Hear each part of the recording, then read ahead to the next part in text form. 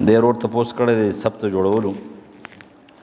سب جوړول د مانځه ډېر اهمه حصه ده. اقامت السب من الصلاة من الدین دی، او دا په هېڅ یو مسلک کې چې کوم دی نه دې کې څه اختلاف نشته. که ته د احنافو فقه رالی هدایه رالی، که ته شوافی رالی، که ته موالیک حنابله اهل ظواهر رالی، نو ټول د سب ډېر لوی اهتمام کوي. په دې وجه باندې که فرض که څوک کوي چې یاره د احنافو په جوماتونو کې صفونه نه جوړوي، دا د هغې افرادو ګناه ده، دا د احنافو د مسلک ګناه نه ده چې امام صاحب ویلي. امام صاحب په سب باندې ښه اهتمام ورکړی. دې وجه نه سب جوړولو دپاره طریقه کار دا دی چې یو به سب د پوندو څخه جوړې، د پنجو څخه به نه جوړې. شاته پوندې چې کوي دا برابرې. دویم نمبر چې کومه دی نو دومره تنګ ودرېدل په سب کې چې هغه د یو بل سره خپې نه لګي، دام جایز نه دي. خو دومره کلاو ودرېدل چې هلته خو تخپه لګې خو بل بره چې کومه دی نو بیا اوږه نه لګي، نو دام جایز نه دي. د دې وجه په اعتدال به ودرېږي. نبي علیه السلام فرمایي چې قدم د قدم سره او اوږه د اوږې سره ولګوه. قدم د قدم سره اوږه د اوږې سره هله لګي چې کله ته متوازن ودرېږې.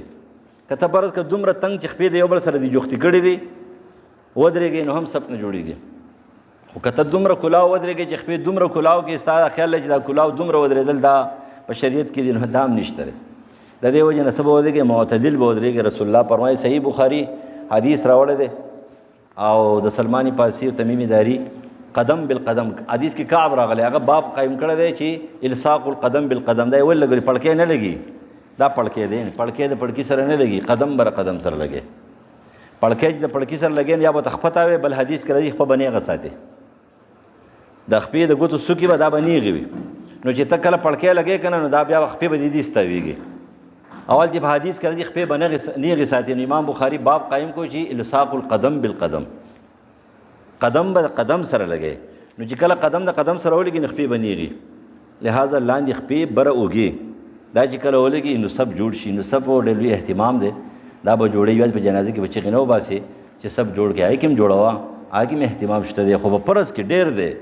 نبی علیه السلام چې کوم دی نو هغه په سب کې ګرځېدلو. عبدالله بن عباس رضی الله عنه فرمایي چې یو ډانګی پروت و، شاګرد یې تپوس وکړه چې رجي دا ډانګی د څه دپاره؟ دا عمر فاروق جوړ کړو چې دا د خلقو سره لګوئ چې سب برابروي. دا یو خبره ده چې اوس فرض کې یو سړی دی او هغه پوه نه دی یا مشر دی، بس الله دې پوه کړي او هغه ستا سره خپه نه جنګوي، نو ته ځانه لیونی مه جوړوه چې تا خپله خپه وړې په هغه پسې هغه غریب ځي وړاندې ځي. نو بس هغه پوه شي، که پوه شو وبه لګوي، که وی نه لګوله نو بیا د هغه سره جګړه په دې کې مه کوه. په خپل ځای ته ودرېږه، تا خپل ځان برابر کړه. ته به شوې ستا دا کار نه دی، ته به دې کې چې کوم دی نو هغه دویم سړی ته به قدم لګوي، اوس ته هغه نه لګي، بس په قلاره شه. داسې نه چې ته زیو هغه سړی چې کوم وغورځي هغه نه پوهېږي، هغه به پوه شي او خو ځان پوه کړي په دې خبره باندې. داسې ګناه نه ده، دا سنت یو طریقه ده، د مانځه یو اهتمام دی. په دې د ټول امت اتفاق دی چې سب په جوړې برابرې به.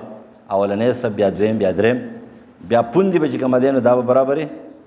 پنجې نه، پنجې خو د چا به اوږدې وي، چا به لنډې وي، چا به څنګه وي.